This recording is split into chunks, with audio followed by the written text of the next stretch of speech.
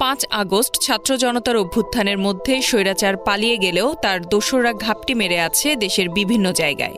ভারতের সাথে আঁতাত করে ফ্যাসিস্ট হাসিনাকে ফেরানোর চেষ্টায় একের পর এক অপতৎপরতা চালাচ্ছে। সামাজিক যোগাযোগ মাধ্যম সহ ভারতীয় গুজব মিডিয়াগুলোতে ভুয়া বিভ্রান্তিকর তথ্য ছড়াচ্ছে তারা। এবার ছাত্র জনতাকে বিতর্কিতভাবে উপস্থাপনের চেষ্টায় তারা বলছে জুলাই ফাউন্ডেশনের নামে লোপাট হচ্ছে কোটি কোটি টাকা, যেখানে সরেজমিন জানা যায় জুলাই শহীদ স্মৃতি ফাউন্ডেশনে চলতি বছরের গত 30 নভেম্বর পর্যন্ত 107,75,61,240 টাকা জমা হয়েছে।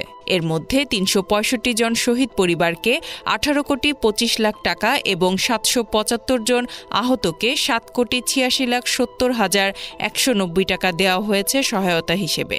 অর্থাৎ মোট 1140 জনকে 26,11,70,190 টাকা বিকাশ ও চেকের মাধ্যমে আর্থিক সহায়তা দেওয়া হয়েছে।